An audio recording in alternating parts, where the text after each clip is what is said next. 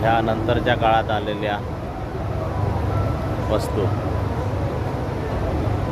Gun powder flask, बारूददानी. आणि विशेष म्हणजे हे दाखवलं आहे खरं आणि एक ऐतिहासिक काळाचं शिल्प दाखवलेलं आहे. या शिल्पाच्या हातामध्ये हे अस्त्र दिसत आहे. म्हणजे हे किती जुन्या काळापासून अशा शस्त्रांचा आपल्या देशामध्ये वापर होत असेल ते बघा.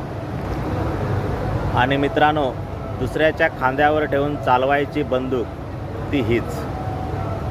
आतापर्यंत तुम्ही कुठे बघितलं नसाल. त्याचा हा फोटो आहे.